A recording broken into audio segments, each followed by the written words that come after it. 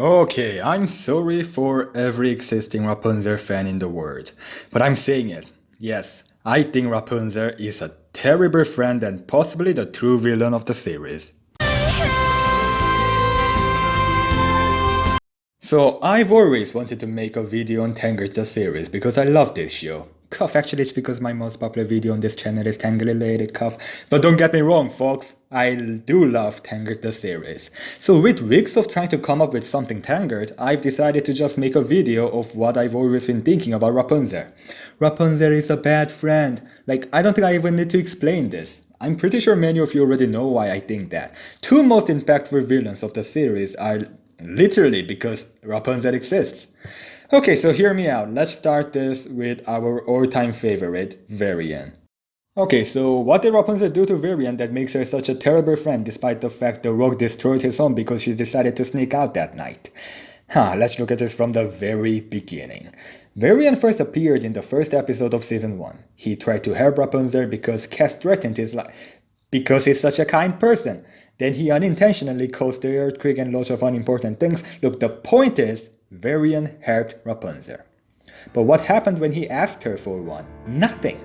I do love Queen for a Day and it's one of my favorite episodes, but I just can't stand the way Rapunzel treated Varian.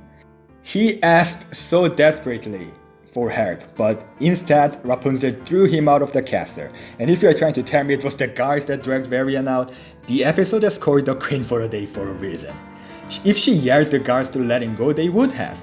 And I get she had other problems to solve like Xantiris let it go, but couldn't she have told Varian, yo, I got a kingdom to save and there's no old Corona without Corona, so I will go there when I'm done with this. And couldn't she have just visited Varian after the whole thing?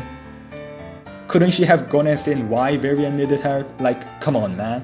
But instead what does she do? She does nothing other than getting angry at Eugene for trying to be nice. Life? Really?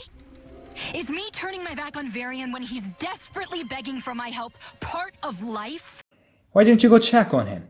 So Rapunzel has time to feel guilty for Varian but doesn't have time to actually visit him. And if she couldn't go herself because of her annoying overprotective dad, couldn't she have sent Eugene or Cass or hell even Lance instead just to see the real reason why Varian needed help? Like, come on. And in Return of the Alchemist, when Varian stirs the flower, she tells him how bad she feels about Varian betraying her though she trusted him. But let's be honest, is Rapunzel in place to tell anyone, especially Varian, how bad it is to let down someone's trust?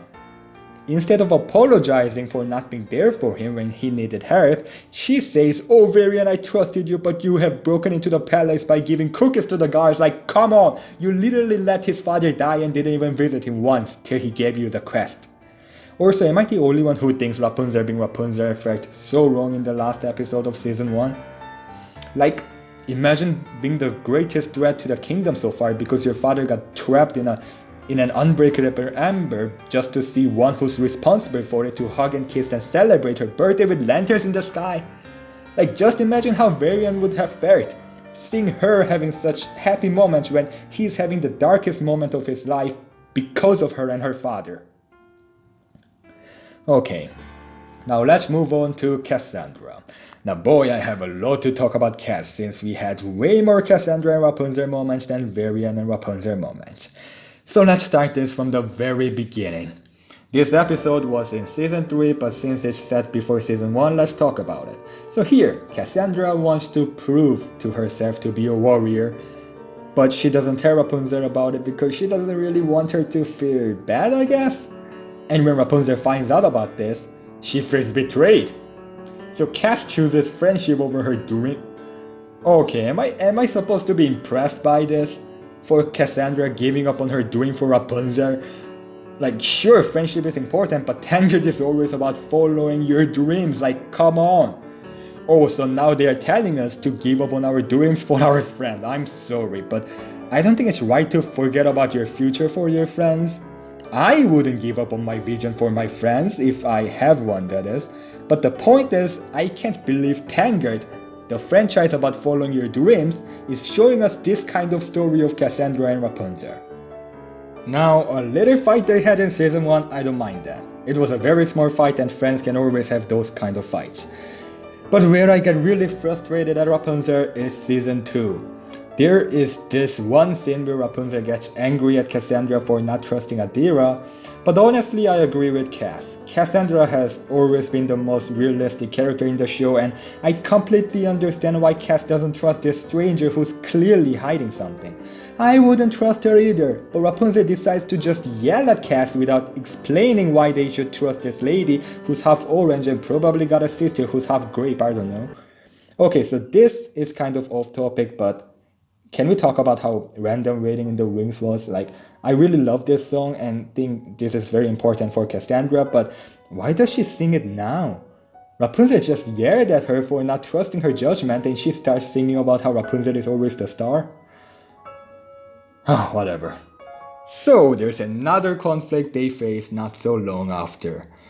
I still don't get this scene. Am I the only one who thinks the writers just forced this scene so they can draw black-haired Rapunzel just one more time? Like, I don't see why Rapunzel had to use the hurt incantation when they literally had a weapon that can defeat the thing. What is that thing? You know what? Why doesn't even matter?